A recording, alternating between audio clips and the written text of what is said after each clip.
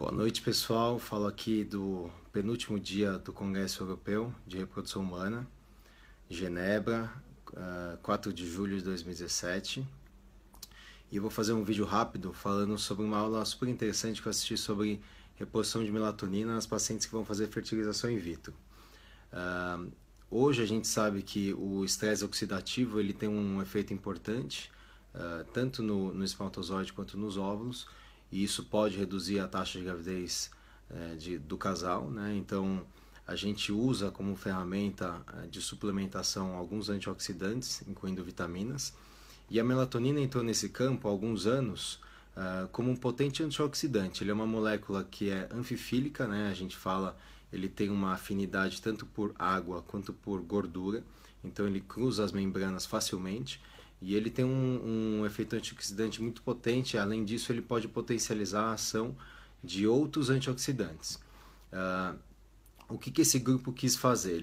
Eles estudaram várias doses de melatonina usado durante o ciclo de fertilização in vitro e acompanharam essas pacientes vendo a taxa de gravidez clínica e também a taxa de nascido vivo. Então, foi um estudo bastante trabalhoso, que durou vários anos, e eu vou detalhar aqui nesse vídeo um pouquinho. Então, o que eles fizeram? Pacientes que eram submetidos à primeira fertilização in vitro, então pacientes que nunca tinham feito tratamento de FIV, e eles randomizaram em 4 grupos. O primeiro grupo, placebo, então eles davam um comprimido de um medicamento, na verdade era uma cápsula de nada, não tinha nenhuma medicação, nenhuma substância, e outras 3 doses de melatonina. Então eles usavam 4 miligramas, 8 miligramas ou 16 miligramas por dia. Quem toma melatonina sabe que são doses até elevadas, então tradicionalmente a gente usa aí de 1 até 3, em alguns casos 5 miligramas para melhorar a qualidade do sono, né? E os trabalhos que a gente tem de 2011, 2012 em reprodução humana, sempre se usava a dose de 3 miligramas fixa para todos os pacientes. Então, eles quiseram estudar essas doses, usavam a melatonina de 2, 4 ou 8 miligramas 2 vezes ao dia e que dava essa dose total diária. As pacientes eram então randomizadas, foi um estudo duplo cego, que a gente chama de RCT, foi um estudo controlado duplo cego. 150 pacientes randomizadas nos 4 grupos, então deu uma média aí de 35 até 40 pacientes por grupo. Então, no geral foi um N pequeno, mas é um estudo extremamente difícil de fazer, porque veja que é difícil você controlar apenas essa variável e deixar os grupos todos homogêneos. A melatonina era administrada do segundo dia da estimulação, segundo dia do ciclo menstrual, perdão, então no começo da estimulação ovariana até a véspera da coleta de óvulos, que dava aí uma média de 10, 12 dias. E eles fizeram algo bastante interessante, então eles dosavam a melatonina no sangue das pacientes e também no líquido folicular. Então quando a gente capta os óvulos, aquele conteúdo do folículo ele cai num tubinho de ensaio, e esse tubinho de ensaio a gente passa para a embriologista.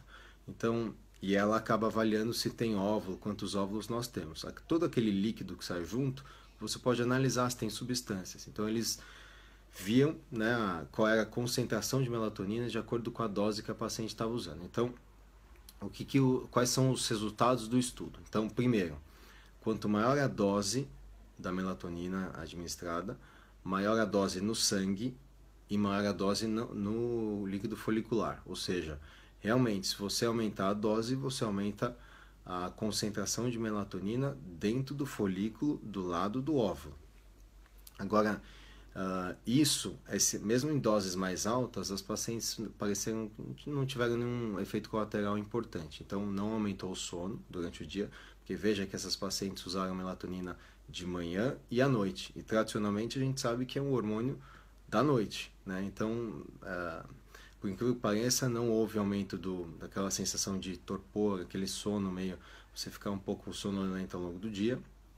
Não teve nenhum outro efeito colateral importante, do tipo náusea, vômito, e também não houve aumento do risco de malformações, apesar de que ele descreveu que um dos fetos de um dos grupos que usava melatonina teve uma malformação renal, a ausência de um dos rins, mas isso a princípio não tem nenhuma relação com a substância, né?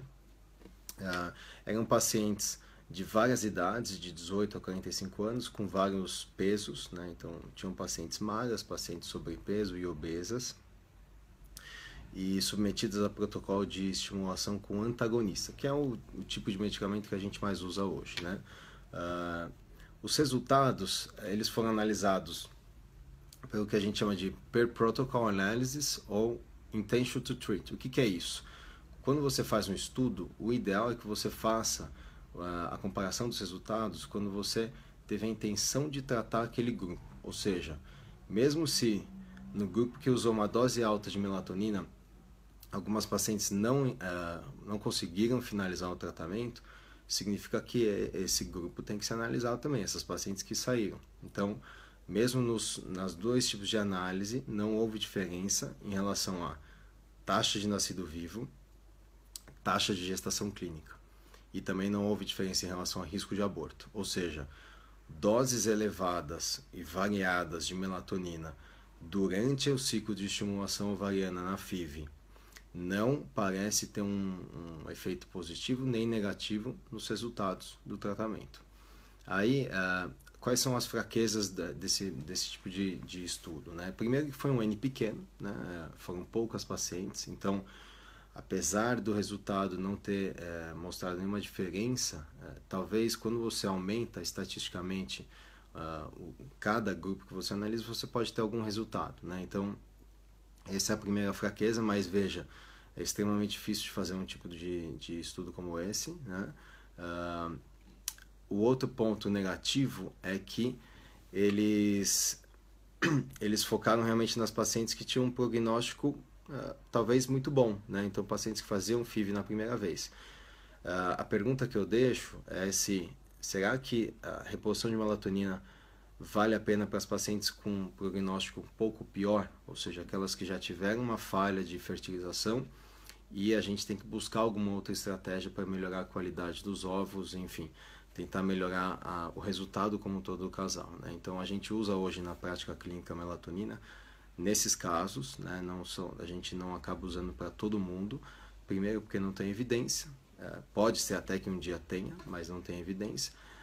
As mulheres e os homens que já vêm usando melatonina por outros motivos, a gente orienta a manter, né? Não tem um efeito negativo.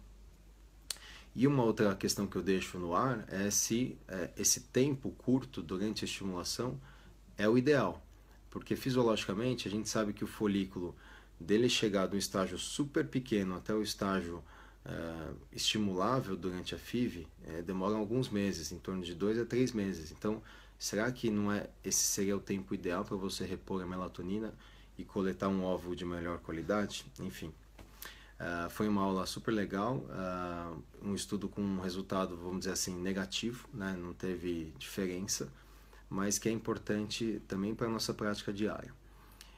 Amanhã é o último dia do congresso e espero a gente vai fazer mais vídeos, eu e o Lucas. E só desejo uma boa noite para todo mundo e até breve. Um abraço.